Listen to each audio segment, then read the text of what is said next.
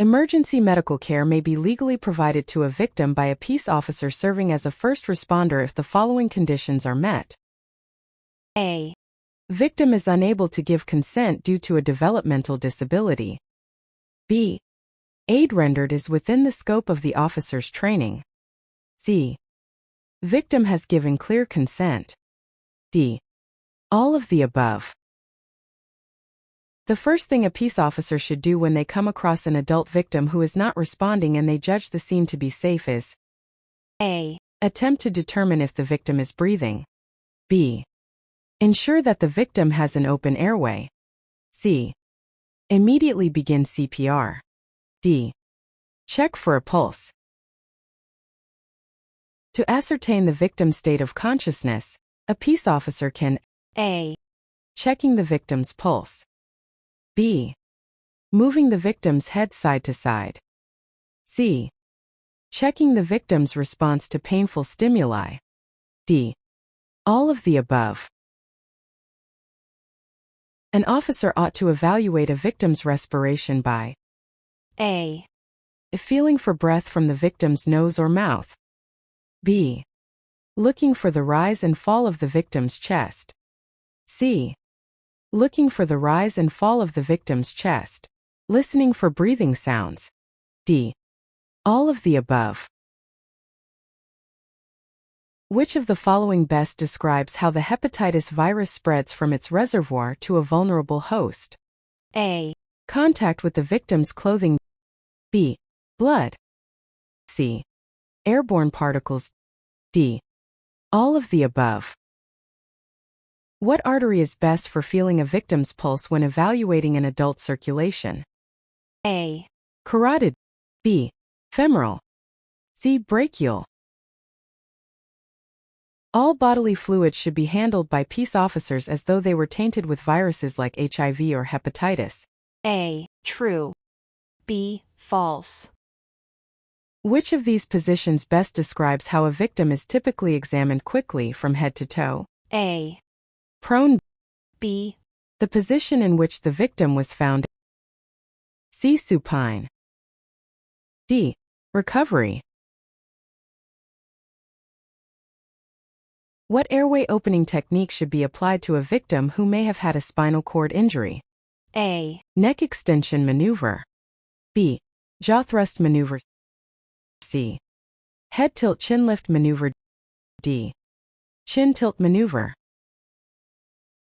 If an unconscious victim is discovered, they should only be removed from the location if A. The original location places the victim. B. The victim's original position makes it inconvenient for the officer to do a secondary survey. C. All of the above. When a baby is born and does not start breathing on its own, the person assisting with the birth should A. Immediately begin CPR. B. Pick the infant up by its feet and slap it on its buttocks. C. Rub the infant's back or tap the infant's feet to stimulate breathing. D. Immediately begin rescue breathing. A peace officer may assume that a victim who describes himself as choking but is still able to speak or cough is suffering from a partial airway obstruction.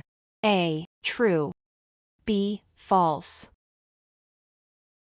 If a victim has no pulse, you perform CPR on them. A. True. B. False. Regardless of whether the victim is still alive or not, you cease performing CPR after 2 minutes. A. True. B. False. After performing CPR on a victim, how many minutes do you wait to check their pulse again? A. 3. B. 50 seconds. C. 1. D. 2. After performing CPR on a victim, how many minutes do you wait to check their pulse again? A. 5. B. 30. C. 10. D. 20. During CPR, how many breaths do you give the victim? A. 3. B. 4. C. 2. D. 1. To ascertain the victim's state of C, a peace officer can A. A. Checking the victim's pulse. B. Moving the victim's head side to side. C. Checking the victim's response to painful stimuli. D. All of the above. When deciding which treatments to prioritize in a situation involving multiple victims, the following order of consideration is used. A. Mental status, breathing, circulation. B. Circulation, mental status, breathing. C. Circulation, breathing, mental status. D. Breathing, circulation, mental status. If a peace officer has to move an unconscious victim, they ought to do the following. A. Keep the victim's head and shoulders as close as possible to the ground. B. Move the victim as slowly as possible. C. Move the victim by pulling on the arm and leg on one side to limit strain on the head and torso. D. All of the above. CPR practice tests are essential for effective exam preparation. These tests simulate the actual exam experience, helping you familiarize yourself with the format and difficulty level. Completing practice tests allows you to identify areas for improvement and build confidence. Key benefits of CPR practice tests: build familiarity with the exam format, types of questions, and difficulty level. Identify areas for further study and improvement. Realistic exam experience.